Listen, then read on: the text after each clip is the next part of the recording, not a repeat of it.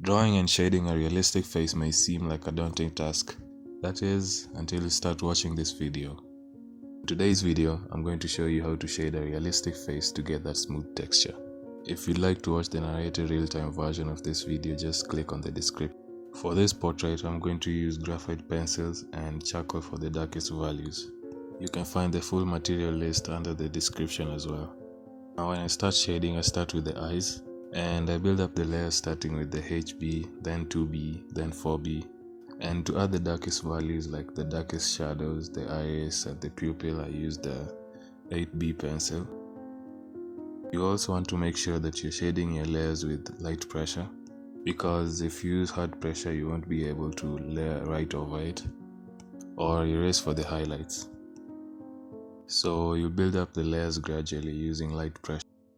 If you start by shading by using the 2B graphite pencil by using light pressure, and the value in your drawing isn't dark enough, you will move on to a darker graphite pencil like the 6B using light pressure.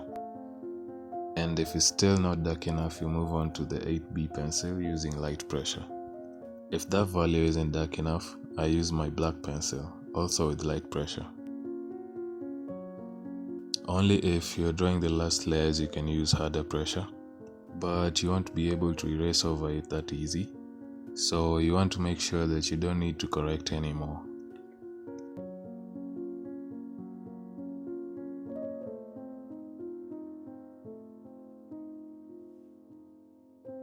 After moving on to the next eye, I sometimes go back to add some more details or correct if I need to. I always finish the eyes first and then I move on to the nose.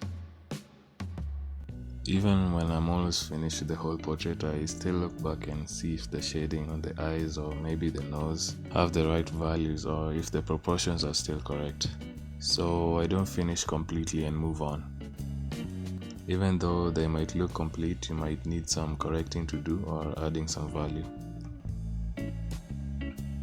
The eyes look dark now, but once you've shaded the rest of the face, you'll see that you might need to add some more shadow. When you're drawing from a reference photo, you also need to pay attention to the highlights and shadows. So try to tell from which side the light is coming from. For this portrait, the light is coming from the left. Now you know that the face will be light on this side and darker and more shadows on the other side. The highlights and shadows is what will make your portrait look round, and you see because I have very light layers I can easily correct the nose a bit. And I can also easily use a kneaded eraser to erase the graphite for the highlights.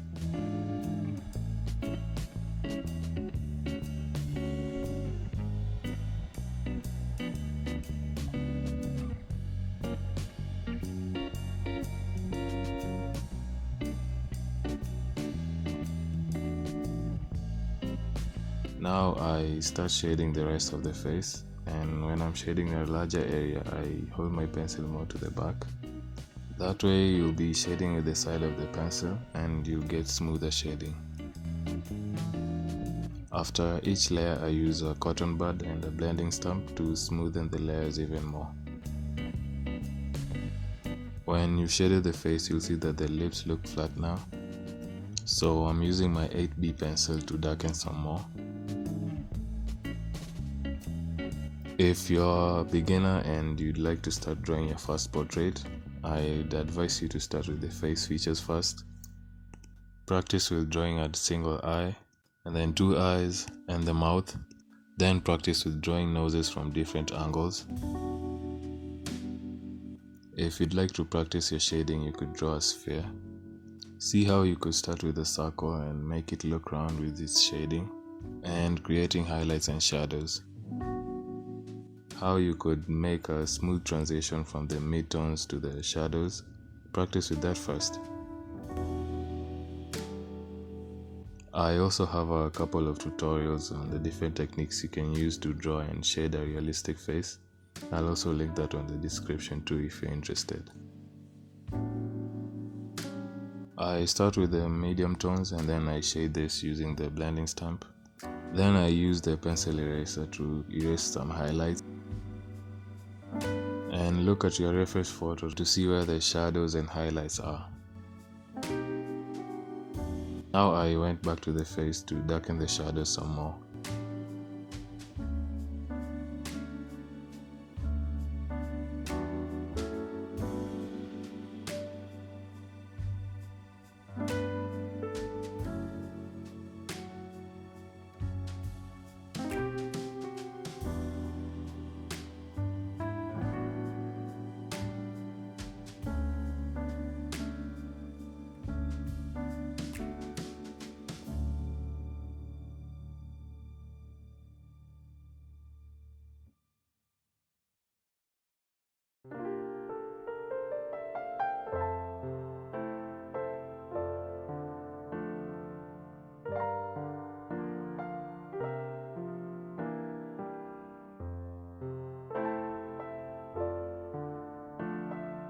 The values on the right side of the face didn't seem dark enough, so I just added another layer to darken a bit.